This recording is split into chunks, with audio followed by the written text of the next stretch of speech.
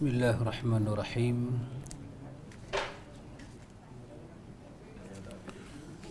Assalamualaikum warahmatullahi wabarakatuh.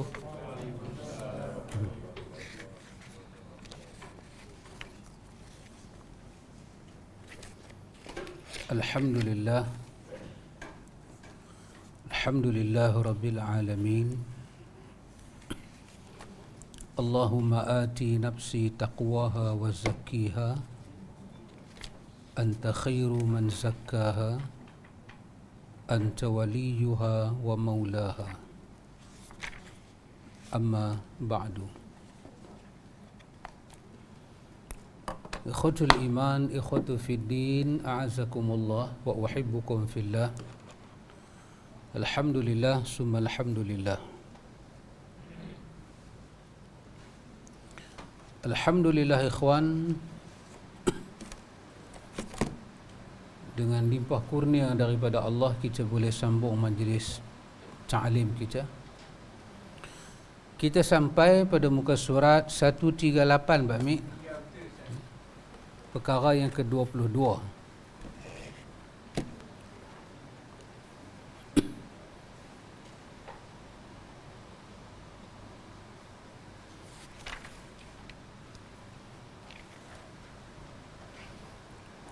Iaitu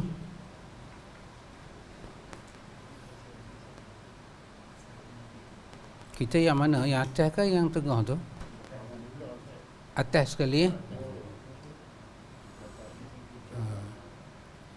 Kata penulis iaitu ucapan asyhadu alla ilaha illallah wa asyhadu anna Muhammadan abduhu wa rasuluh. Karena ucapan ini mengandungi bahagian yang paling mulia dari zikir ini, bahagian ini disebut dengan nama tasyahud. Penulis kata, kenapa kita panggil tasyahud awal, tasyahud akhir? Karena kalimah ni, kesaksian. Kalimah memberi kesaksian, syahadah. Kita menyaksikan. Maka kerana ada kalimah inilah, kalimah asyhadu an la ilaha illallah wa asyhadu anna Muhammadan abduhu wa rasuluh, maka perkataan at-tahiyyatu lillah tu dipanggil dengan nama tasyahud. Dipanggil tasyahud awal, tasyahud akhir. Ataupun kita panggil dengan nama tahiyat. Tahiyat kita sebab mungkin dia start dengan at-tahiyyatu, kita panggil tahiyat. Jadi nama yang sebenar-benar nama diberi pada ucapan ini adalah tasyahud, dengan dal, tasyahud. Penulis kata inilah ucapan yang paling besar, zikir, perkataan yang paling mulia. Semulia-mulia ucapan adalah kalimatut thayyibah. Kalimah thayyibah adalah kalimah la ilaha illallah. Itu kalimahnya agung. Ikhwan, kata para ulama kita, inilah isi kepada ajaran tauhid ini, ajaran Islam. Allah buat kita, Allah bagi kita mati, Allah bagi kita rasa macam-macam keajaiban Tuhan. Allah bagi ilmu, Allah hantar Rasul, Allah bagi agama, Allah bagi ujian demi ujian. Lepas tu kita mati, dalam kubur ada macam-macam perkara, di mahsyar ada macam-macam perkara. Akhirnya kesudahan kita sama ada sampai ke nar ataupun sampai kepada jannah. Kesemuanya semata-mata Tuhan nak bagi benda ni ke kita. Islam tak dipanggil Islam, sunnah tak dipanggil sunnah kalau tidak ada dua ucapan ini. Satu, pada kalimah syahadatut tauhid, menyaksikan ketauhidan kita, iaitu kalimah asyhadu an la ilaha illallah. Kedua, syahadatul rasul, syahadatul tauhid, untuk menerima anugerah ibadah. hanya kepada Allah, hanya milik Allah, hanya kembali pada Allah, semuanya bagi pada Allah, dengan tidak ada apa, dengan tidak ada sekutu bagi Allah. Dia wahdah, dia esa, la syarikalah. Bila kita sebut kalimah la ilaha illallah ni, dua benda penting kita kena tahu. Para ulama panggil rukun dia. Satu kita panggil dengan isbat, satu kita panggil dengan nafi. Tetapi yang benarnya adalah nafi dulu. An-nafyu wal isbatu. Syahadah start dengan nafi. Yang kita nafi ni, sebelum kita nafi, kita buat syahadah, kita buat penyaksian. Asyhadu. Asyhadu itu kesaksian, tasyahud. Apa yang kita nak saksikan? Kita nak saksikan alla ilaha illallah wahdahu la syarikalah. Apa yang kita nak saksikan? Kita nak saksikan, kita kata sekali-kali tidak ada ilah yang layak diibadahi dengan ibadah yang benar melainkan Allah. Macam mana yang kata ibadat kepada Allah tu? Macam mana yang Tuhan nak kita ibadat ke dia? Yang dikatakan hanya kepada dia diibadahi, dengan cara ibadat kepada dia wahdah, hanya dia. Apa maksud hanya dia? La syarikalah, tak boleh ada sekutu. Sekutu orang putih panggil apa? Associate. Yes. Dalam bahasa Arab dia kata muqaranah. Sekutu ataupun syirik maksud dia muqaranah. Muqaranah ni maksud dia apa? Kita belajar bab semayang dulu, ingat kita lama. Kita ada muqaranah huruf, muqaranah urfi, muqaranah hakiki. Bila kita takbiratul ihram, kita ada qasad, ta'arud, ta'yin. Dalam qasad, ta'arud, ta'yin tu dia ada muqaranah. Muqaranah ni apa dia? Penyertaan. Bila mulut kata Allah, hati kena serta. Dia kena ada muqaranah. Penyertaan. Apa? Penyertaan tu dia cepat daripada kalimah tak boleh, lambat pun tak boleh. Dia kena adpa. Dia kena berjalan betul-betul. Seperti Kak Pah kata, seiring dan sejalan. Supaya apa? Seindah bunga di taman. Kak Pah dengan belori. Ya. Jadi dalam kandungan takbir tu, Allah sampai bar, maka dalam kandungan tu kena dipadatkan dengan qasad, ta'arad dan ta'yin. Jangan pergi buat saya ni cara lama. Saya abang ni cara lama, bukan cara yang yang now ni lah. Ni cara yang past tense. Dah lepas dah. Jadi yang saya nak abang apa dia? Penyertaan tu. Kita membayangkan ke semua rukun sembahyang. Ke semua rukun sembahyang.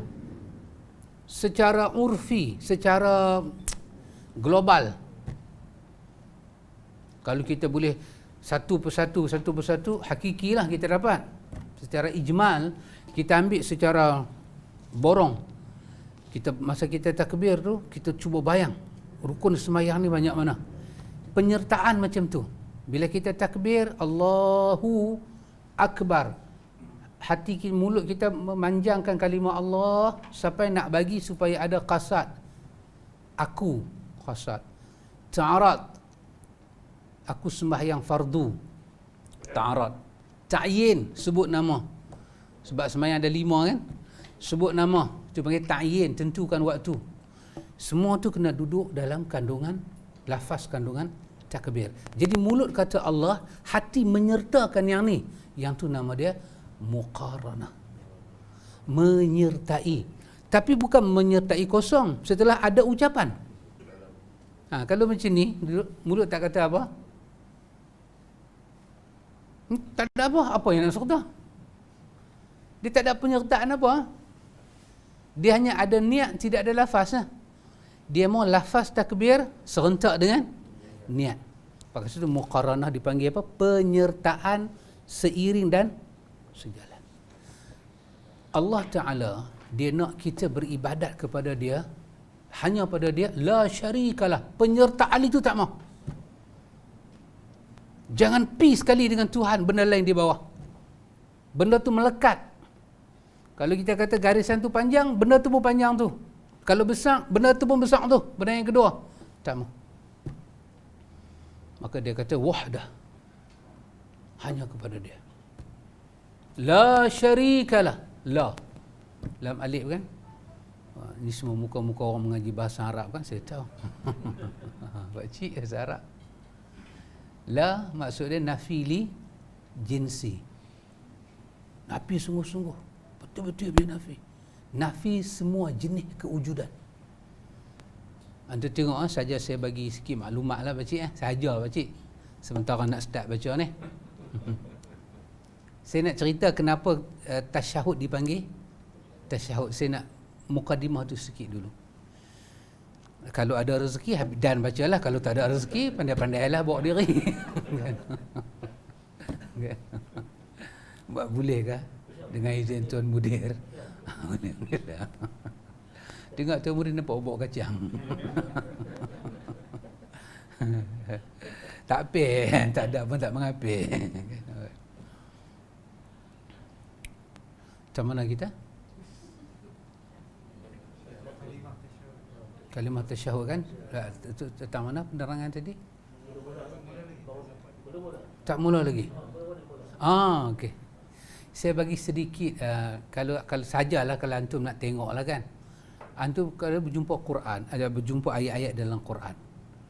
Antum tengok setiap kalimah lam alif ni, kalau dia start lam alif, lepas lam alif dia ada satu kalimah lain. Kalimah tak kira lah kalimah apa pun. Antum akan perasan, antum akan dapati kalau kalimah tu dia lam tu dengan lam tidak, huruf yang kalimah yang berikutnya lam alif baris atas kan. Huruf yang berikutnya kalimah huruf yang terakhir untuk kalimah kedua dia mesti juga baris di atas. Dia takkan pakai baris lain. Maka menunjukkan lam alif itu lam alif nafi. Sebagai contoh, alif lam mim, sambungan dia Abang Syarif, zalikal kitabu. Zalikal kitabu. Lepas bu kita jumpa huruf lam alif, betul? Lam alif itu menyatakan tidak. Kan? Zalikal kitabu la raiba fihi. Apa terjemahan dia sahabat Zahid? I don't want this.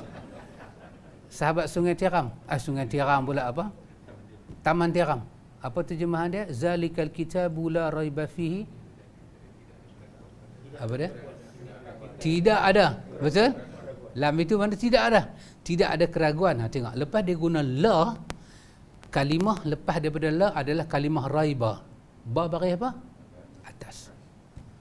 La raiba. Mesti ba. La raiba. Sebab ba adalah huruf terakhir untuk kalimah itu, dia baris di atas. Untuk menunjuk apa? Lam itu adalah lam menafikan semua jenis ragu. Sedikit ragu tak boleh ada. Apa jenis muqaddimah kepada ragu? Dia kata la raiba. Tengok lagi satu ayat kita duk baca selalu. La ikraha fid dini. La, lepas tu ikraha, ha dibaca dengan baris atas. Sekali-kali tak boleh paksa orang dalam agama masuk Islam. Maknanya yang kata paksa tu apa? Apa jenis paksa tak boleh. Dia menafikan jenis paksaan. Sama ada moral ke, kita bagi tekanan dekat dia ke, hang kena masuk Islam, kita sekat apa-apa ke dia, tak boleh jenis paksaan. Maka lam alif baris di atas. Tentulah lam alif baris di atas. Maka kalimah yang kedua, huruf yang terakhir untuk kalimah kedua, dia mesti baris atas. Tengok kita punya syahadah. Asyhadu alla la.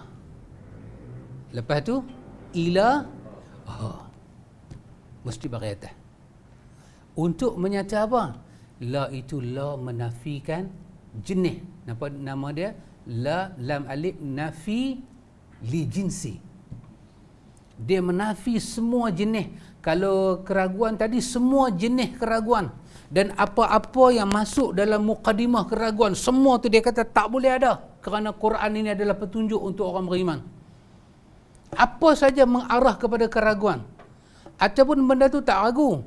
Tetapi apa yang dia buat boleh membawa dia kepada ragu. Lam alif ni membatalkan. Tak boleh ada langsung. Jauhi. Syak ke, waham ke, zan ke. Kalau kejahilan itu boleh membuat manusia ragu, maka dia pangkah jahil tu. Hang tak boleh ada jahil dengan Quran. Sebab hang akan sampai kepada keraguan. Semua jenis muqaddimah keraguan dia nafi. Semua jenis paksaan memaksa orang kepada agama, semuanya dia kata tak boleh, tak boleh. Maka semua jenis ilah, semua jenis simbol peribadahan, semua jenis pengiktirafan, semua jenis pengiyaan yang menjurus mengiktiraf adanya muqaranah, adanya penyertaan benda lain dengan Tuhan, dia kata sekali-kali tak boleh ada. Sekali-kali tak boleh ada. Maka itu, kerana itu perkataan la ilaha dipanggil rukun pertama. Nama dia an-nafyu. Lam itu lam nafi li jinsi, maka rukun yang pertama nama dia an-nafyu. Penafian. Maka kita kena tolak, tidak boleh ada Tuhan. Maksudnya ilah di sini apa dia? Iaitu la ma'buda bihaqqin illallah. Tidak ada yang layak diibadahi. Ma'bud maksudnya yang kita ibadahi, ataupun bahasa moden dia kata sesembahan. Tidak ada yang layak, tidak ada sesembahan yang layak diibadahi kepadanya dengan ibadah yang benar. Maka ilah baru dia kata isbat. Baru kita sabitkan, kita kukuhkan. Setelah kita tolak semua, mai tak boleh, tak boleh, tak boleh. Yang akan kita ibadat hanyalah kepada Allah. Allah itu adalah ismun zati. Nama bagi ma'bud, nama bagi zat yang kita sembah. Nama pasal itu Allah salah satu nama. Maka kita kata Allahumma. Maksud dia, wahai zat yang aku sembah, yang kepada engkaulah sahaja berlaku penyembahan yang benar dan tidak ada pada yang lain dengan esa dan tidak ada sekutu bagi kau. Maka itu maksud Allahumma. Tidak ada la ilaha, daripada ilah jadi uluhiyah, sesembahan, sifat uluhiyah, sifat bukan sifat ketuhanan, sifat pengabdian pada Tuhan. Kita mengabdi hanya pada Tuhan. Pasal itu kalimah tauhid diperkenalkan. Tauhid daripada perkataan wahada yuwahidu tauhidan, bermakna ja'alahu wahidan, jadikan dia satu-satunya yang disembah. Jadikan dia satu-satunya yang disembah. Bukan di antara satu, satu-satunya. Maka untuk jadikan dia satu-satunya, rukun pertama kena dipenuhi apa dia? Nafi yang lain. Saya makan nasi, tidak ada yang saya makan kecuali hanya nasi. Sahabat fikir statement tu sama tak? Saya makan nasi, tidak ada yang saya makan kecuali nasi. Apa perbezaan statement tu? Pada statement yang pertama, saya makan nasi, dia tak menafikan benda lain, tapi dia cuma tak bagi tahu dia makan benda lain. Nafi tak? Saya makan nasi. Tapi pada kalimah yang kedua, dia menafikan benda lain, dia tak makan. Hatta setitik tok yu dia tak makan. Ya. Hatta secamca kuah tak ada. Yang dia makan adalah nasi kosong. Saya tidak makan kecuali hanya nasi. Saya sembah Allah. Tidak ada yang saya sembah melainkan hanya Allah. Yang ni yang Tuhan nak. Ada Tuhan. Kenapa tak berani nafikan yang lain bukan Tuhan? Ada Tuhan. Ada Tuhan, tidak ada rukun yang pertama nafi. Maka Tuhan mencipta sendiri. Kita panggil pintu nak masuk Islam ni. Kalimah membuat kita masuk Islam. Dia cipta sendiri. Bukan Nabi cipta. Tuhan cipta. Maka Allah kata dalam ayat dia, syahidallahu annahu la ilaha illa hu. wal malaikatu wa ulul ilmi qa'iman bil qist. Allah cipta sendiri kalimah tu. Saksikanlah, kata Allah, la ilaha illahu, dalam Ali Imran kan. Disaksikan oleh para malaikat kebenaran kalimah ni. Disaksikan oleh semua orang yang Allah turunkan kepada mereka ilmu. Kat dalam surah Muhammad pula Tuhan kata fa'lam annahu la ilaha illallah, kan? Allah kata yang ni dia start pada syarat. Dia kata fa'lam. Fa'lam dengan mana? I'lamu. Hampa kena ada ilmu. Hampa kena ada ilmu. Ilmu apa? Ilmu pada menyatakan tidak ada yang layak diibadahi dengan ibadah yang benar melainkan hanya Allah. Maka siapa yang boleh bagi ilmu tu? Hanya dia saja. Pasal statement tu mai daripada dia. Maka ini dipanggil sebagai miftahul Islam, miftahul jannah. Kunci membawa kita masuk kepada Islam dan syurga. Mesti kita menolak, menafikan selain daripada Allah, bukan Tuhan. Dengan makna kepada dia tidak layak diberi uluhiyah. Pasal itu kita kata tauhid uluhiyah. Maksud dia hanya beribadah kepada dia. Jadikan ibadah tu hanya kita dengan dia saja. Kita yang beribadah dipanggil tauhidul ibadah. Kita sedang menjalankan ibadah, menjelmakan tauhid. Kepada dia tauhid uluhiyah. Kita memberi ketauhidan. Hanya kepada dia kita sembah. Kita menampakkan kepada diri, hanya kepada dia kita ibadah. Maka kena ada rukun yang pertama. Dia berbeza, ikhwan. Berbeza dengan kalau kita belajar benda-benda yang kita panggil ilmu batiniyah lah. Ilmu-ilmu makrifat ni. Lama tak berkelai pula. Tak sabri. Mereka-mereka ni, mereka tidak macam saya terang tadi. Abang Syarif tahu dalam ilmu falsafah, saya hanya menerangkan ilmu falsafah, iaitu falsafah ketuhanan yang dalam perbahasan yang disebut oleh Muhammad Amin dalam buku dia Duhal Islam, terkenal dengan nama ilmu kalam. Daripada Greek tua, pada Yunan, kerajaan Yunan. Benda ni datang setelah lebih kurang hampir 100 tahun baginda wafat. Benda ni datang. Dia masuk ke dalam, sebab Islam mula dibuka. Islam mula berkembang. Islam berkembang ke satu-satu tempat yang bila berkembang Islam masuk, tak ditinggalkan pendakwah-pendakwah guru-guru. Maka di bawah ajaran Islam secara asas, kemudian banyak perkara dalam Islam ni mereka menggunakan teori ketuhanan mereka dalam agama lama, mereka nak islamisasikan dengan tauhid yang ada. Maka berlakulah suatu kita panggil apa dia? Ini kegelinciran kepahaman. Mereka dalam kepahaman ilmu kalam ni, bila kata la ilaha dalam dunia teori mereka, mereka bukan maksud nafi macam sahabat tadi. Ada ayat di akhir pada surah Maidah, ya Allah nak tanya kepada Isa di hari akhirat. Apa dia? Allah kata kepada Isa, wahai Isa, a anta qulta lin-nasi, adakah masa hidup dulu hang bagi tahu kepada orang ramai, ambil hang dan mak hang jadi Tuhan selain pada aku? Allah guna perkataan ilah. Adakah hang bagi tahu ke depa kepada hang dan mak hang boleh diibadahi selain pada aku? Isa punya takut. Isa kata, innaka antal allamul ghuyub. Kau yang mengetahui benda ghaib Tuhan. Tak pernah aku kata benda tu. Artinya, apa soalan Tuhan kepada Isa? Ada orang mengaku Isa sebagai Tuhan. Dan dia beribadah kepada Isa. Dan itu Quran kata hampir-hampir langit ini pecah merekah. Kerana dakwaan mereka Tuhan ada anak. Hampir-hampir merekah. Kita orang Melayu ni kata pula, tiang arah ni bergegang. Langit dengan tiang arah yang mana kuat lagi sahabat? Tiang arah lagi kuat. Langit ni hampir-hampir retak. Merekah berkeping-keping. Pasal apa? Pasal di bumi ada orang kata Tuhan ada anak. Ada muqaranah. Ada sekutu. Kita pula kata, dak, tiang arah bergegah. Pasal apa? Pasal minta cerai. Tengok, cerai lagi teruk pada syirik. Pelik berbenar. Udah-udah lah.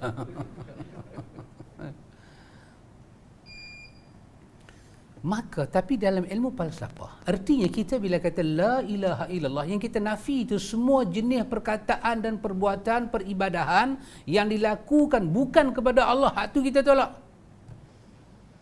Dalam agama-agama lain kan, la a'budu ma ta'budu. Ibadah.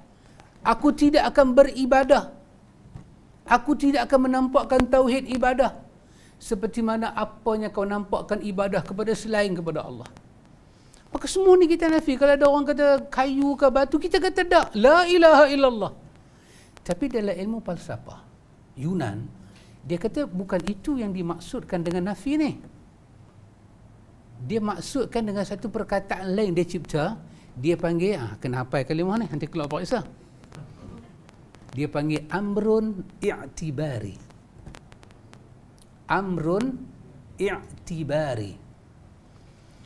Amrun i'tibari ni dalam bahasa Melayu, saya duk cari tadi Melayu panggil apa, tapi dalam orang putih saya senang. Tapi saya takut nanti sahabat pula tak faham. Saya duk cari bahasa Melayu baliklah. Satu urusan amrun ni kalau kita terjemah secara literal, amrun bermakna urusan. Satu urusan kan. I'tibari dinisbah kepada i'tibar. Benda tu tak ada, kita i'tibarkan dia. Satgi kita turun dis, tiba-tiba ada seekor rimau kat bawah. Sahabat bayanglah, satu COVID, kedua macam ni, rimau apa nak duduk tempat lagu ni? Dah siapa nak lepas harimau? Mustahil lah kan? Tapi cuba bayangkan kalau ada rimau. Cuba bayang tu, benda tak boleh jadi tu, nama dia amrun i'tibari. Cuba bayang, andaikan. Jadi dia kata, yang kita kata tidak ada Tuhan tu ialah kalau ada Tuhan, memang macam Tuhan. Kalau ada. Tak mana-mana ke dia duduk. Yang nama dia sama indah dengan nama Tuhan, kudrat dia sama dengan Tuhan, zat dia sama kukuh dengan Tuhan, yang tu yang kita nafi. Kalau takut terbayang secara apa? Ilusi kita ni kan boleh bermain kan. Kalau kita baca sangat buku apa Harry Potter ni, kita nanti ikut tu lah. Kita baca Harry Potter, kita jadi potir dia. Dia banyak sangat dunia apa, dunia itu. Nama dia dalam kerana kita cuba membayangkan satu apa kita panggil satu roh. Roh ni bukan makna roh masuk satu kerohanian. Kita menjelajah ke dunia amrun i'tibari.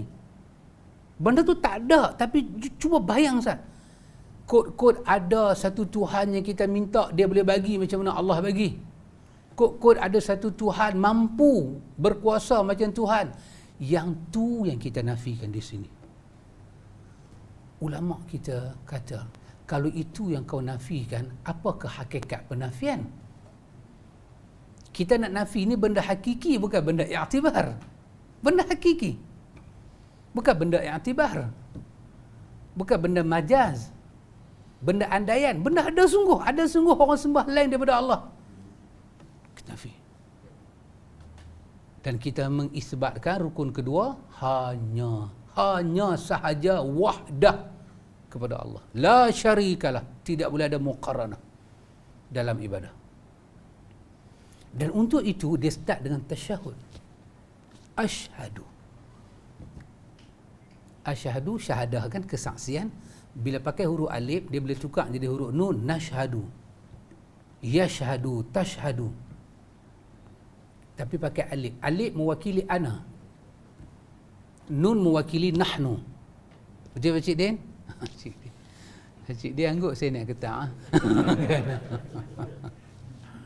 Jadi dia pakai huruf alif. Huruf alif ni, pasal tu kita bila ramai-ramai orang masuk Islam, katalah ada 10,000 ke 20,000, kita tak pakai wakil huruf nun.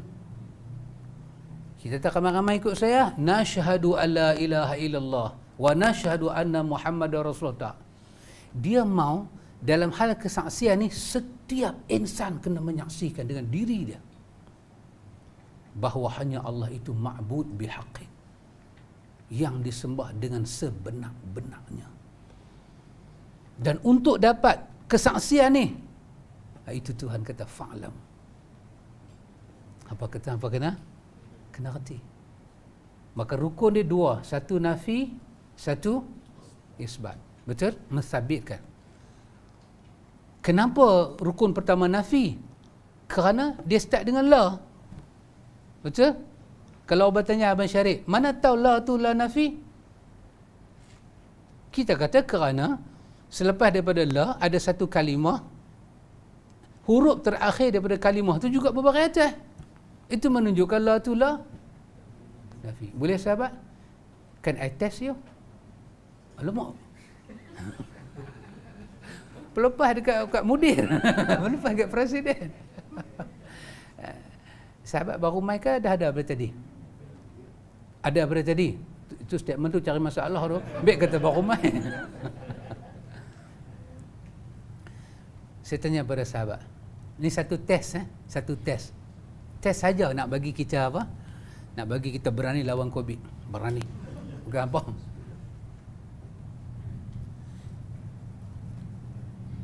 Alif lam mim zalikal kitabu la raiba fihi. Betul? La raiba. La satu perkataan, raiba satu perkataan, fihi satu perkataan. Maka la tu dipanggil la apa? Nama la tu nafi li jinsi. Melayu panggil menafikan jenis, semua jenis. Betul? Betul sahabat Dr. Razman kita? Betul lah? Baik. Kalau saya tanya, mana tahu la tu la nafi li jinsi? Tahu mana la tu la nafi li jinsi? Kerana ba itu baris di atas.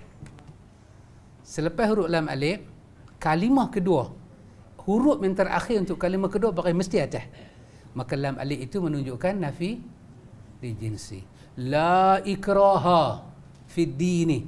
Lepas lam alif, ikra, lepas ikra ada huruf ha yang terakhir, maka dia baca baris syahadah kita. La ilaha. Maka lam alif itu nafi li jinsi. Apa maksud nafi li jinsi? Menafikan semua jenis berkaitan dengan kandungan ayat itulah.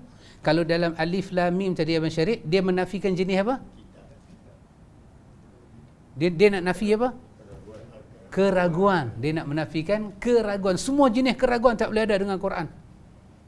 Kalau tadi la ikraha fid din, dia nak menafi apa?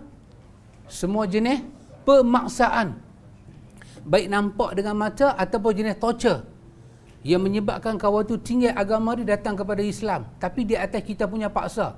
Kadang-kadang nampak, kadang-kadang tak nampak. Semua tu dia kata tak boleh bagi jadi haram. Maka dalam syahadah ni dia nak menafikan apa? La ilaha illallah. Apa yang dia nak nafikan? Semua jenis sesembahan. Dalam bahasa Arab kita panggil ma'bud. Yang kita bagi hak uluhiyah pada dia. Tak boleh. Sekali-kali tak boleh. Maka dia start dengan apa? Dia start dengan asyhadu. Dia suruh Abang Syarif, kalimah ni, dia suruh kita keluar ke depan memberi kesaksian. Maka timbullah perbahasan ulama bahasa. Macam mana satu orang nak bagi tahu tentang satu perkara kalau dia tak ada maklumat tentang perkara tu? Maka Allah ni dengan kalimah syahadah ni, dia tak benarkan kita bodoh tentang kesaksian untuk diri dia. Tak boleh bodoh. Mesti ada ilmu.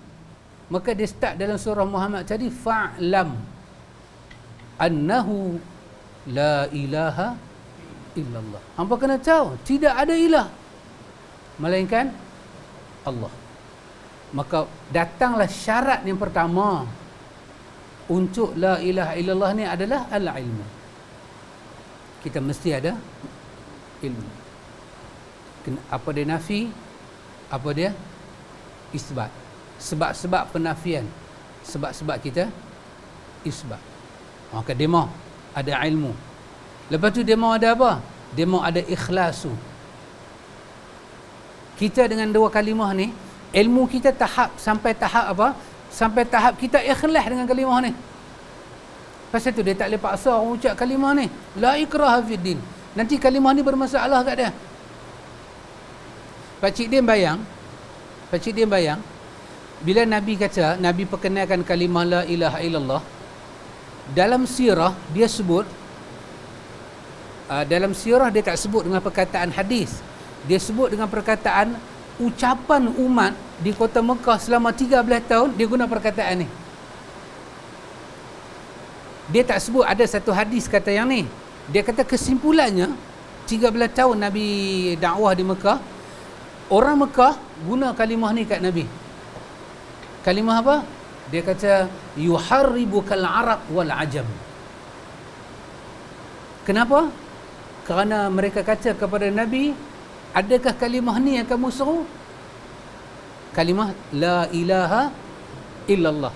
Kalimah tu kalimah Arab, bercakap depan orang Arab. Ulama sirah buat kesimpulan. Kesimpulannya 13 tahun orang Mekah kata kat Nabi, yuharribukal arab wal ajam. Kalau kalimah ni lah yang kamu dakwahkan, yuharribuka, kamu akan diserang, diperang oleh Arab dan Ajam. Apa yang mereka faham dengan kalimah ni? Beranak-beranak bersyarif duk pergi ibadat ke benda tu, tiba-tiba nak buang dalam masa dakwah 10 minit. Memang ini menyebabkan jadi muharabah, peperangan. Yuharribuka al-arab wal ajam. Kamu Muhammad dengan kalimah ni akan diperang oleh Arab dan Ajam. Kenapa Abang Syarif? Kerana kalau kalimah ni datang dengan menyatakan, Allahu Rabbuna, kan? Ataupun dia kata Allahumma, tak apa. Tapi dia start lam alif di depan. Dan lam alif ni orang Arab tahu kalimah tu. Kita baru nak kena pergi belajar matan jurmiyah. Orang Arab tak payah. Dia hidupkan kalimah tu. Apa Muhammad? Sampai sedikit pasal tu bila sahabat bawa 10 orang datang ke Nabi nak bai'ah masuk Islam dengan Nabi. Nabi sambut tangan 9 orang, lagi 1 orang Nabi tak sambut. Pasal dia pakai tangkai. Kerana tangkai itu muqaddimah kepada muqaranah, nak melakukan syirik. Maka Nabi kata, la, kalimah ni melarang aku bai'ah dengan kau. Orang pakai tangkai belum tentu syirik, tapi dia adalah muqaddimah. Dan la itu menafikan semua jenis yang membawa kita kepada muqaranah, syirik pada Allah, penyertaan benda lain dengan Tuhan. Tak boleh. Tak boleh ada muqaranah dalam apa? Dalam rububiyah Tuhan, hal ketuhanan, hal menjadi, mengada, mentiada, bagi mudarat, bagi manfaat. Dan tidak boleh ada muqaranah dalam hal peribadahan kita kepada Tuhan dan penyeruan kita nama kepada Tuhan dan sifat-sifat yang sempurna dimiliki oleh Tuhan. Yang sifat-sifat Tuhan tidak ada aib, tidak ada cacatnya. Maka pasal itu kena ada ikhlas. Ikhlas itu datang daripada mana? Datang daripada ilmu yang kita faham. Kita kena ikhlas. Dan kita pun tahu apa makna ikhlas. Pak mentua kita tanya kita, hang nikah dengan menantu aku pasal apa? Saya ikhlas kerana Allah. Maksud dia apa? Kalau pak mentua tanya, apa ni? Kalau sembahyang aku tahulah sembahyang ikhlas ni tanpa riak, tanpa sum'ah. Kahwin ikhlas ni apa? Kahwin tanpa riak, tanpa sum'ah. Saya terima dia seadanya. Hanya dia saja bertahta dalam hati saya buat masa ni. Dengan ma'arik li sukun. Kan? Buat masa ni. Maksudnya, nanti akan ada ujian-ujian membawa kita kepada permintaan, peribadahan, rububiyah dan uluhiyah, asma' dan sifat lain daripada Tuhan. Maka kena nafi awal. Kena ikhlas menerima Tuhan. Ketiga apa dia? Al-yaqin. dengan kalimah tu. Al-yaqin. Maksud apa dia? Kalau ikhlas pun kita tak payah terjemah kan? Tapi dalam suratul An'am Allah cerita ikhlas tu apa? Kalau tak salah saya ayat 60 kot. Kalau silap minta maaf lah, main umur lagu ni kan. Ni pun saya lupa, kuliah Isya ke kuliah Maghrib? Lupa, main umur lagu ni. Ni saya lupa tu, buku tak baca lagi, saya ingat dah baca. Ni lupa kan. Nak bagi boleh ke saya duk jelas benda ni sahabat? Sahabat kata penting tak Abang? Penjelasan ni berkenaan dengan tajuk ni. Kenapa tahiyat dipanggil tasyahud?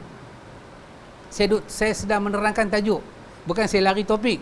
Siapa yang kata saya lari topik, dia berdosa besar. Oh. Saya tak lari topik. Bukan dosa besar, dosa amat-amat. Kena ada al-yaqin. Nanti sahabat cuba tengok surah Al-An'am. Seingat saya ayat 60. Allah bagi contoh ikhlas ni pakcik. Macam mana? Allah kata sebagaimana perut binatang ni,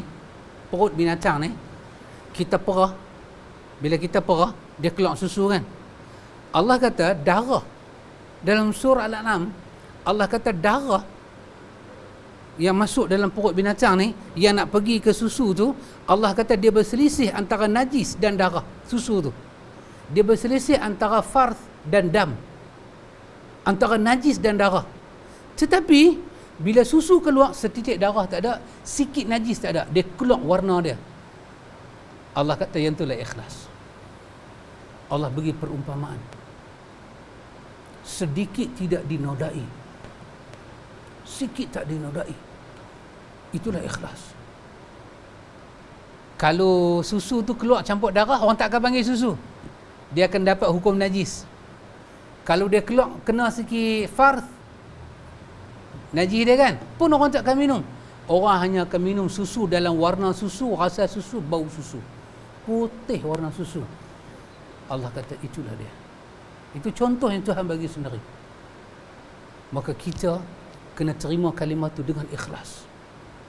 Lepas tu yang ketiga al-yaqin. Betul? Al-yaqin pun kita dah biasa dengan bahasa Arab ni kan, yaqin.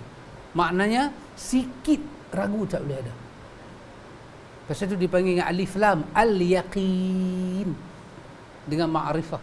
Dia tak panggil dengan nakirah, al-yaqin. Yang ketiga apa dia? As-sidqu. Yang keempat, as-sidqu. Sidq. Maksud dia apa? Sidq. Sadaqallahul azim. Kita terjemah apa? Benar dia, sidq. Cuma mengikut bahasa Arab, sidq, sidqun, betul-betul makna dia benar. Tapi cuma saya kata sikit, mengikut bahasa, sidik ni, tasdik ni, dia tak dipanggil tasdik. Melainkan kalau kita tak terima satu benda, perasaan bersalah tu datang dalam diri kita. Perasaan tu bersalah datang. Kalau ada satu berita datang, orang bercakap, kita tak percaya. Kita biar betul dia ni. Lepas tu kita balik, ya Allah, pasal apa aku tak percaya dia cakap? Kejadian tu seperti dia cerita, sungguh ke tak sungguh lain bab, tapi rasa tu dah ganggu kita. Aku jadi lagu ni. Kalau yang tu ada, baru dianggap sidq. Kalau kita tak percaya dia cakap, dia bercakap, kita kata okeylah. Lepas tu kita tak rasa apa, maka itu belum dimaksud dengan sidq. Setiap iman memerlukan sidq. Sila baca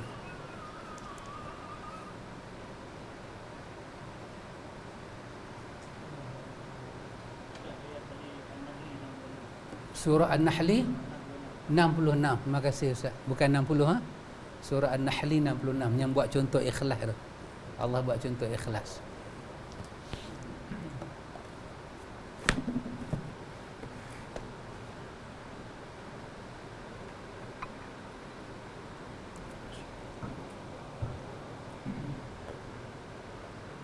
Allahu Akbar. Allahu Akbar. Allahu Akbar.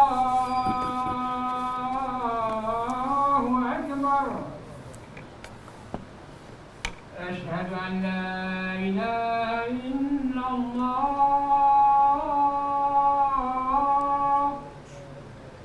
أشهد أن لا إله إلا الله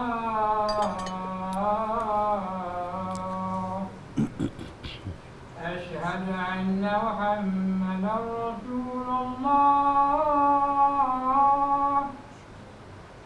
أشهد أن محمدا رسول الله حي على الصلاة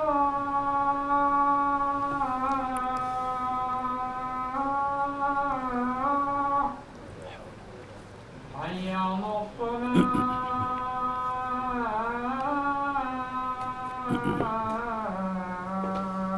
حول ولا قوة إلا حي على الفلاح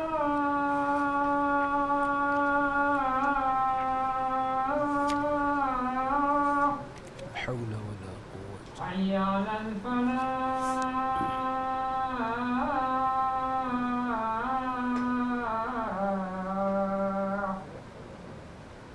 الله أكبر الله أكبر لا إله إلا الله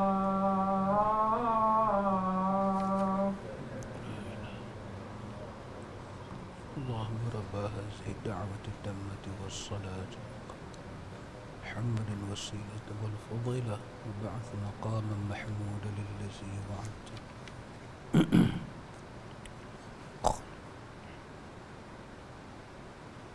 صل على Ikhwatul iman, ikhwatu fid din, a'azakumullah wa uhibbukum fillah. Itu makna daripada as-sidqu. Lepas daripada as-sidqu, kita kena ada lagi satu perkataan nama dia al-qabulu. Al-qabul bermakna terima. Setelah kita ada ilmu tentang isi kalimah tu, apa dia nafi, apa dia isbat, kita kena ada ilmu ikhlas, apa lagi, yakin, sidik, qabul, al-qabul. Terima kalimah itu, jangan diubah, jangan dipakai makna lain, melainkan terima kalimah itu seperti mana kalimah itu datang. Ikhlas dengan kalimah itu, tidak ada penambahan, tidak ada kekurangan. Qabul dia, qabul, banyak tuan, tatang dia. Kita pun kata ijab dan kabul. Aku nikahkan akan dikau dengan Pulanah binti Pulan dengan mas kawinnya RM2,000 Malaysia lah, RM. Kata Mapleh ni, aku terima. Tok Kadi beralih muka saksi, sah. Oi, tak sah, mana sah? Terima apa? Terima lembu, terima kambing. Ngada-ngada ya.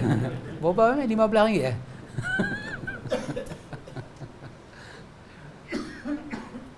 Nanti Ustaz Sabri kita kena ada satu diskusi dua orang.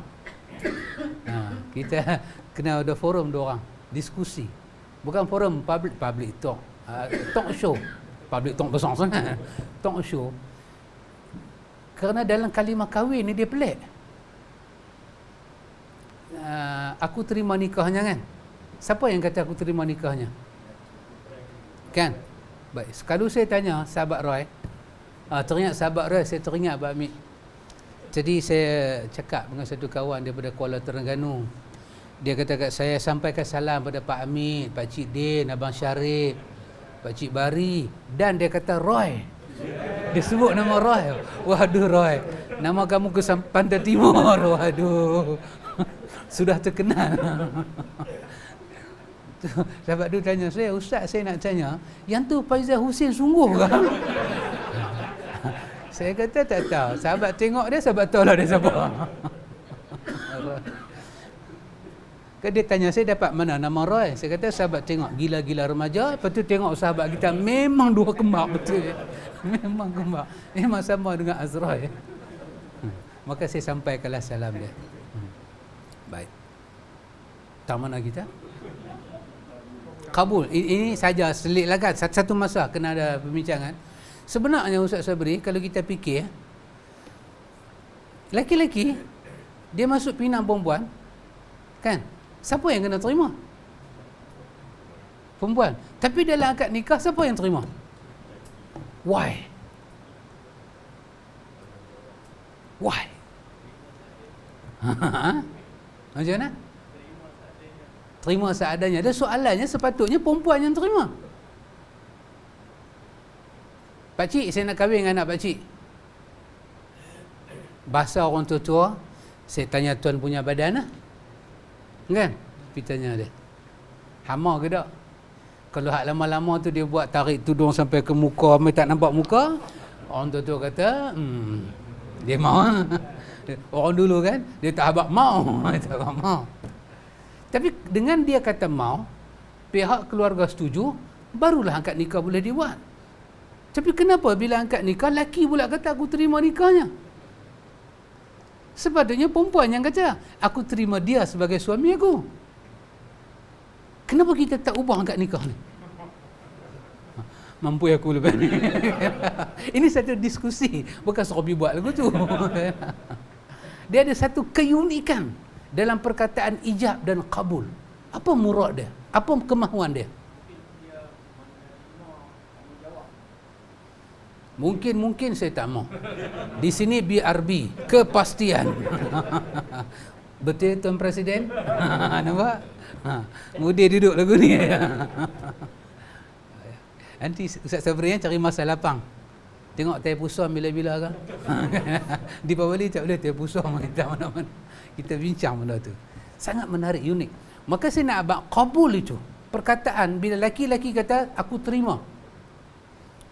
Saksi faham, nanti angkat nikah di tanah Arab semua macam tu. Aku terima aja. Dia tak ada nak ulang balik skrip qadi tu. Dia kata aku terima. Perkataan kabul. Bila orang ni faham, semua dia kata, ya, sah apa? Sah mereka suami isteri. Apa yang Tuhan nak daripada kabul ni? Mengesahkan syahadah kita adalah kabul. Suatu penerangan daripada lafaz kita, perbuatan kita, hati kita. Kita terima kalimah tu. Dan dunia menjadi saksi. Kabul. Pak mentua, mak mentua, pakai ni lah, nak kahwin ni, tak bawa saksi. Angkat nikah. Aku bagi hang nikah dengan anak aku. Hang setuju tak? Mau tak setuju? Mau tak setuju. Tapi saksi tak ada. Walaupun dia kata kabul, sah tak sah? Tak sah. Pasal syahadah tak ada kesaksian. Setiap yang kita terima kepada Tuhan, Tuhan nak penyaksian. Kabul. Dan kabul adalah lambang kepada ilmu, ikhlas dan benar. Saya bukan nak main dengan dia. Saya bukan nak tipu dengan dia. Panggil orang 1000 orang pun angkat nikah. Saya kata saya terima. Itu tanda apa? Dia benar. Dia jujur. Maka Tuhan kata terima kalimah ni. Iqraru bil lisan. Nyatakan dengan lisan kepada ummah, kepada dunia. Tasdiqu bil qalbi. Benarkan dalam hati engkau. Wal amalu bil arkan. Kau kabul dengan amalan perbuatan kau. Itu yang keberapa? Kelima kan? Keenam apa dia? Al-inqiyadu. Al-inqiyadu. Maksud dia apa? Pembuktian ketundukan. Tunduk taat. Melaksanakan apa? Isi kalimah itu. Maksud kalimah itu. Maksud kalimah itu duduk daripada lafaz dia yang zahir. Tak payah cari makna-makna batin. Zahir itu telah menterjemahkan makna dia. Apa dia? La ilaha illallah. Tidak boleh beribadah selain pada Allah. Al-inqiyadu. Keenam kan? Ketujuh apa dia? Al-mahabbatu. Al-mahabbatu. Kita pun ada kan gambar miri mahabbati. Samalah makna dia. Al-mahabbatu, kalau Melayu terjemah kecintaan. Tapi kita terjemah apa dia? Izhar al-mahabbah. Menampakkan kecintaan kita pada kalimah itu. Nampakkan cinta. Pembelaan, kesetiaan. Jadi apa sahaja bila sebut mahabbah, kita terjemah dalam bentuk Melayu kecintaan, apa sahaja yang duduk dalam dilema cinta. Sahabat Azhar. Is it your name? Maafkan saya. Sahabat Zamri. Bila kita tersilap bagi nama, kena minta maaf. Pasal apa? Pasal mak ayah ni susah payah bagi nama, kita pandai-pandai bertukar. Kecuali tak tahu, lembak mah. Itu Azra, itu panggilan saja. Jangan duk cuy, saya nampak. Saya nampak. Satu macamnya cuy. Lawyer saya kuat. Jangan main dengan saya, sahabat. Saya banyak sekar, sahabat. Cuy dan cuy. Maknanya dia nak sue saya balik. Saya nampak. Saya patah tengah jalan. Itu panggilan saja. Okay? Sahabat Zamri. Apa orang bercinta buat? Puji memuji, betul? Sayang menyayang. Tidak mengaibkan di antara satu sama lain. Apa lagi? Kalau tak berjumpa jadi apa? Teringat. Kalau dah berjumpa, tak mau balik. Apa lagi? Itu nama dia al-mahabbatu. Al-mahabbatu itu kau kena tumpahkan kepada kalimah itu. 7 ni Abang Syarif dipanggil syarat kalimah la ilaha illallah. Maka kalimah ni ada 2 rukun. Rukun pertama an-nafyu, rukun kedua al-isbatu, dan dia ada 7 syarat. Tuhan apabila dia menurunkan Islam, dia letak kalimah ni sebagai kalimah awal. Dia pegang agama ni daripada hujung sana ke hujung sini. Dia pegang saja. Maka tidak ada orang boleh bersumpah melainkan hanya dengan nama Allah. Tidak boleh bernazar melainkan hanya untuk Allah. Tidak boleh berkorban melainkan untuk Allah. Maka dia perkenalkan satu kalimah dalam Quran, yang kalimah tu sangat edpa menterjemahkan ayat la ilaha illallah. Dia suruh Nabi Ibrahim di Al-Khalil alaihi salam sebut, inna salati wa nusuki wa mahyaya wa mamati lillahi rabbil alamin la syarikalah. Nanti dalam iftitah sambungkan wa bizalika umirtu. Wa bizalika umirtu, di atas itulah aku diarahkan. Semayang kita, puasa kita, nusuk. Nusuk kita kan. Nusuk ada 2 makna. Satu haji dan umrah dipanggil nusuk. Lagi satu ibadat keseluruhannya dipanggil nusuk. Lepas tu semayang, nusuk, hidup dan mati lillahi rabbil alamin.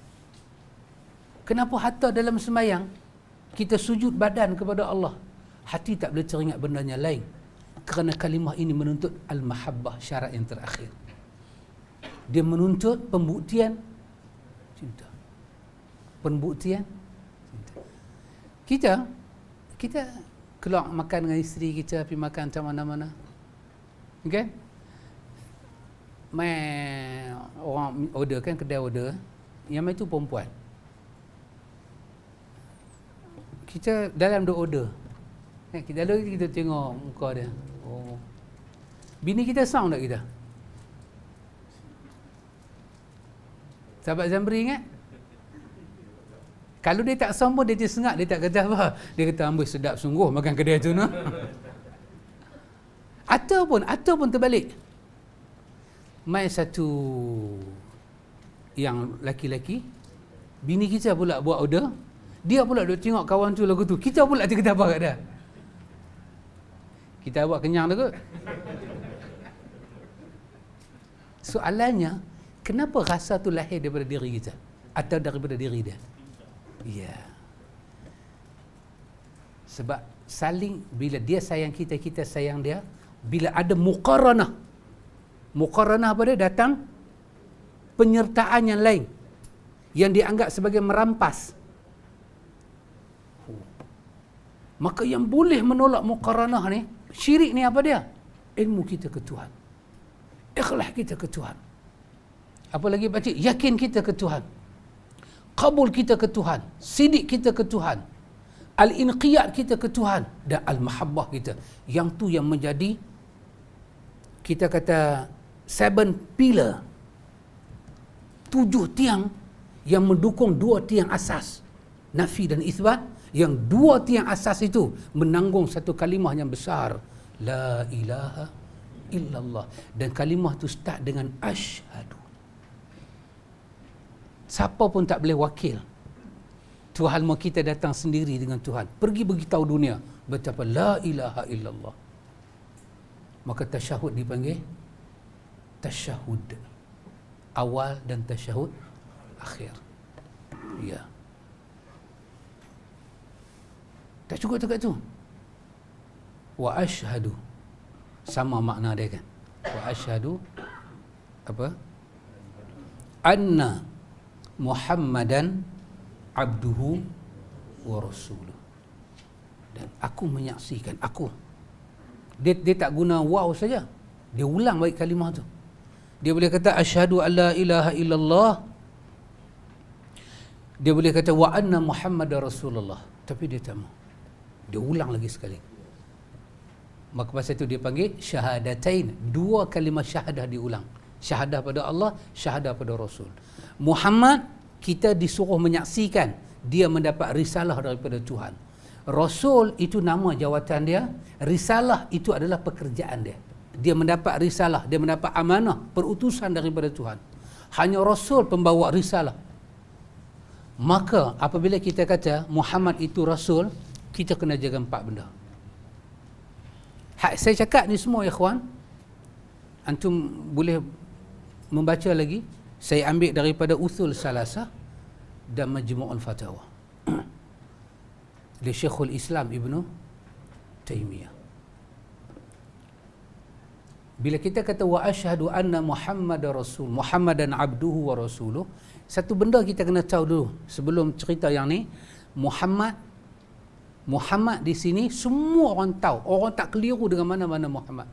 Walaupun dunia ni ada banyak nama Muhammad, orang telah pun ma'ruf, kenal dengan pasti siapa dia Muhammad di sini. Maka dia bukan kalimah yang umum, dia satu kalimah yang dikenali khas. Nama khas. Siapa Muhammad ni? Betul ya Baman? Betul satu.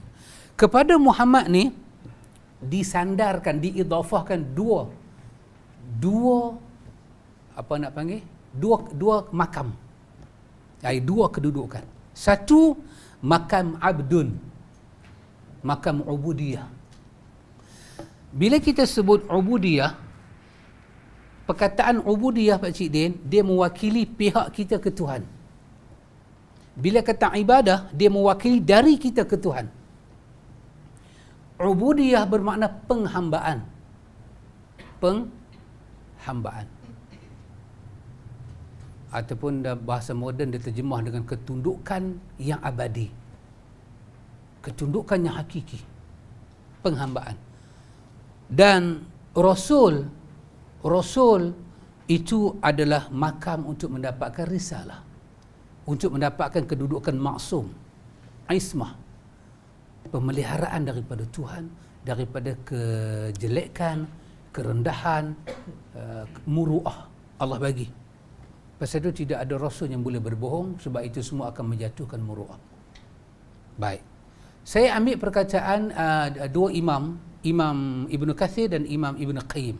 Kerana mereka sebut dalam kitab yang berbeza, tapi hampir sama maksud mereka. Hampir sama maksud mereka. Iaitu Muhammad telah mendapat makam ubudiyah.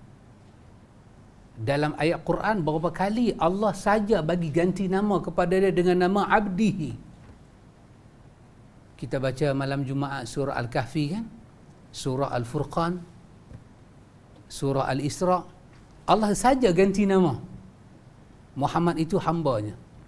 Maka label hamba ni label yang tak boleh pi dah. Setinggi-tinggi label. Kita ni dipanggil hamba secara umum. Betul? Secara umum. Tapi Muhammad dipanggil hamba dan Rasulnya. Kita hamba Allah tapi kita bukan Rasul. Muhammad diletakkan dua benda ni. Seorang hamba Allah yang kemudiannya diberi kerasulan, kenabian kerasulan dan membawa risalah daripada Tuhan. Betapa Muhammad ini adalah hamba Allah dan dia Rasul, Allah kata, aku nak kamu saksikan dalam dunia ni. Keluar dah saksikan. Kita ni baru belajar nak jadi hamba. Muhammad dah sampai level hamba. Maka datang ayat-ayat Quran, suruh contoh Muhammad. Suruh ikut Muhammad. Tak ikut Muhammad tak ada iman. Tak ikut Muhammad dianggap tidak mencintai Tuhan. Tidak ikut Muhammad dianggap tidak mendapat maghfirah daripada Tuhan. Kenapa Tuhan asak? Kerana asas kalimah kita masuk Islam dah isyarat dah Muhammad itu hamba dan Rasul dia. Kenapa dikatakan Muhammad uswatun hasanah? Kerana dia hamba Tuhan, dia Rasul Tuhan. Tuhan tak kutip sebarangan orang. Nanti ada satu hadisnya Imam Ahmad simpan dalam musnad dia, sangat menarik hadis itu. Hadis itu panjang kawan. Berkenaan macam mana Abdullah bin Mas'ud cerita Allah pilih Nabi jadi Rasul. Sangat dahsyat. Hadis-hadis lagu tu kita mau baca tentang zikrul Rasul ni kan, bulan Maulud ni bagusnya. Cerita pada orang. Sangat dahsyat. Maka daripada awal yang benda kita tak perasan ada dalam azan, dalam kaman, anak-anak baru beranak telah dibagi tahu betapa nanti awak nak membesar, jangan syirik pada Allah, ibadat hanya pada Dia dan itu dilakukan dengan ilmu, dan Muhammad itu satu-satunya ikutan kau untuk kau sampai kepada makam hamba, dan dia satu-satunya Rasul yang dipercayai oleh Tuhan. Maka untuk itu kata Syekhul Islam, 4 benda ni kita kena perhati. 1. Apa dia? Tasdiquhu fima akhbar. Kena membenarkan setiap perkhabaran Muhammad. Semuanya Muhammad cerita kena benarkan. Pasal itu kita dalam belajar ilmu hadis, dia ilmu hadis yang kita duk belajar ni, dia sangat berbetulan dengan gerbang Islam ni. Kenapa hadis itu kena sahih? Kerana kita nak pergi kepada makam, benarkan apa yang dia sampai. Pasal itu kita kena cek. Datanglah, pasal itu ulama bahas apa maksud dengan belajar ilmu hadis. Ulama kata belajar ilmu hadis ni maksudnya belajar 2 benda aja. Yang sampai janggut putih tak habis lagi ni. 2 benda aja. Belajar apa? Belajar matan dan sanad aja. Bukan 13 benda pun, 2 benda. Belajar matan dan sanad. Belajar sanad ni nak kenal lafaz tu daripada Nabi macam mana. Yang Imam Suyuti kata, ulama-ulama sebelum ni bila dibaca satu hadis, dia tak payah nak bangkit pergi cari dalam kitab. Orang baca-baca hadis, dia angkat-angkat kepala, dia kata rihul kadhib. Bau pun dah bohong. Macam mana dia cam? Sebab dia kenal mutun. Mutun plural kepada matan. Dia kenal. Dia kenal asanid. Mata rantai tu. Kenapa hadis ni kena sahih? Kerana kita nak kena menyaksikan semua benda tentang Muhammad, kerana dia Abdullah, dia Rasulullah. Dia seorang saja kita kena macam tu. Nak kena benarkan. Tasdiquhu. Ingat tadi makna sidik apa dia? Kalau kita tak benar percaya apa Muhammad kata, dalam hati kita tak rasa bersalah, bermakna kita belum beriman dengan Muhammad. Salah sangat. Sahabat pernah saksi tak 1-2 tragedi dalam dunia bila kita baca kepada hadis-hadis yang sahih, dia kata kepada kita, betul lah hadis sahih, tapi yang kita duk buat lama ni macam mana? Pernah tak jumpa? Kan? Kita tidak mengambil apa-apa hukuman, cuma kita kata itu satu contoh belum mengenal Muhammad. Belum mengenal Muhammad. Tapi nak sampai kepada makam tasdiquhu fima akhbar ini, dia sama dengan proses tadi. Dia kena ada hub dan ittiba. Dan hub dan ittiba ni kita ikat sekali, dia punya kunci dia ikhlas. Tetap sama. Kena ada cinta dan ikut Muhammad. Yalah, cinta dan ikut ni nak main ikut mana?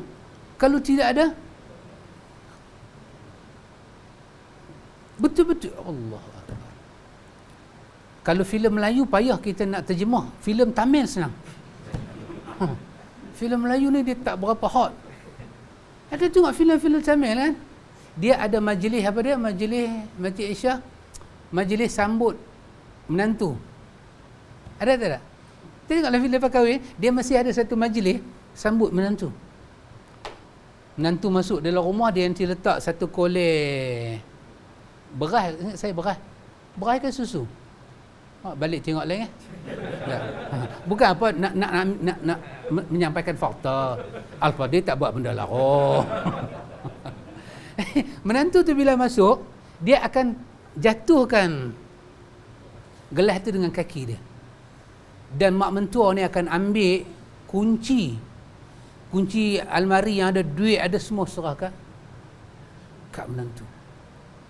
Ikhwan, nak serah lagu tu, kalau tak percaya kat dia boleh buat. Pakcik Din, saya tak tanya siapa-siapa lah, sajalah saya katakan. Kita ni dalam hidup kita, saya tak tahu lah kalau ada orang boleh buat. Dapat gaji tu, ambil gaji tu letak kat bini. Hang uruslah gaji ni. Aku terdedik, aku minta kau ambil. Kad bagi. Dengan nombor-nombor PIN bagi. Saya tanya kat Muslimat, ada tak lagu tu? Ada? Oh, ada, kata ada. Alhamdulillah. Tuan Haji Zainal kah? Allahu Akbar. Masya Allah. Masya Allah. Saya pun sebab rasa. Saya berbangga lah wakil lelaki-lelaki ada lagu tu. Saya tanya, wakil perempuan ada tak? Tak ada isteri buat lagu tu. Gaji dia anak abang. Lalu siapa pun tak angkat. Wakil lelaki-lelaki ada.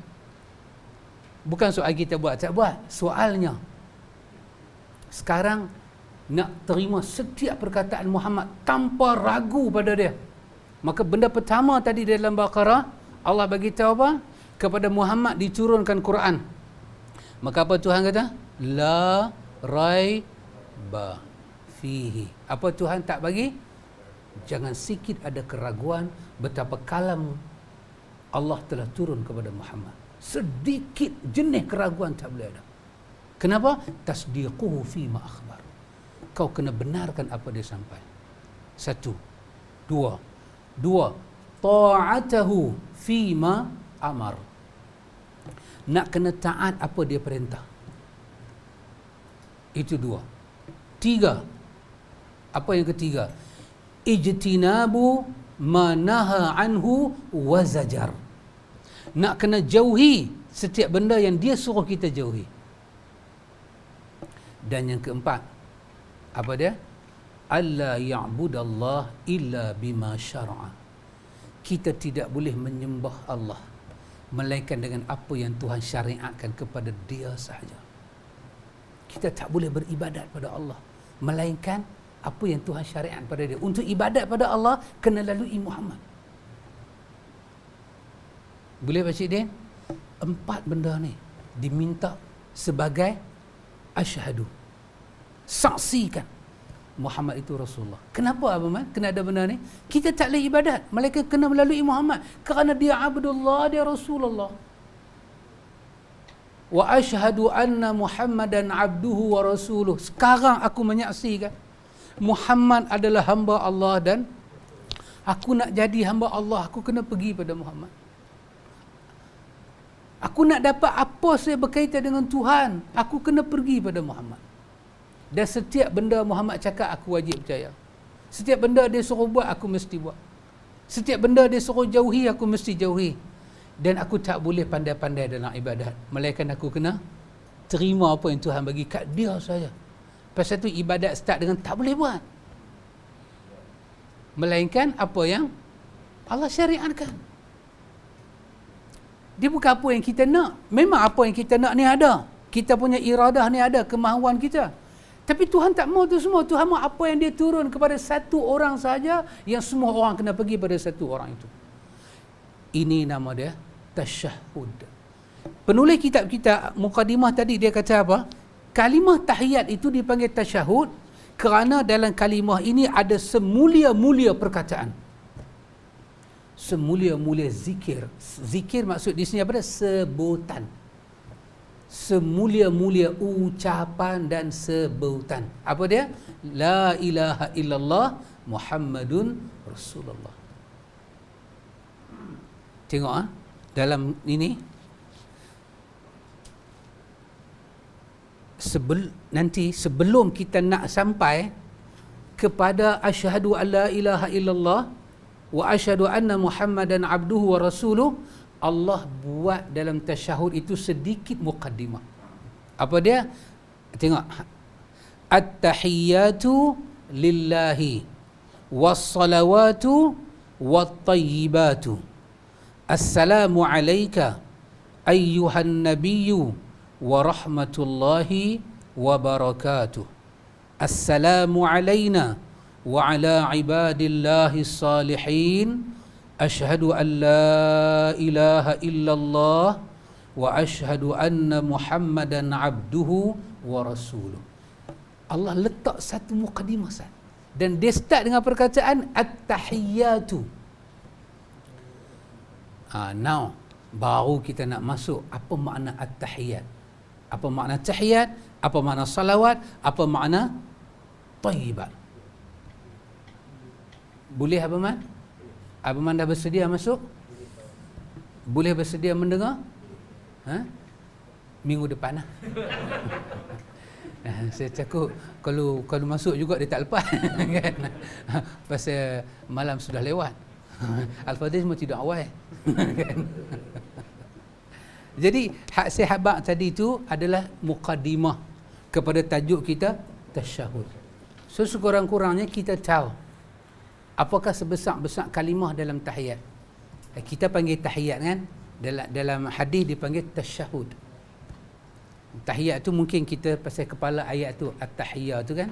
Nanti kita akan belajar dan di sini ada penjelasan daripada penulis untuk kita faham makna daripada tahiyat ni. Boleh Pak Cik Bari? Boleh Abang Syarif?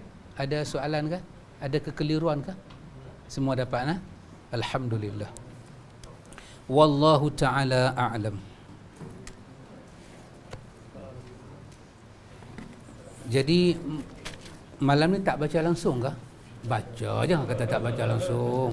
Baca tajuk. Betul Encik Syah? Baca tajuk. Subhanakallahumma wa bihamdika asyhadu an la ilaha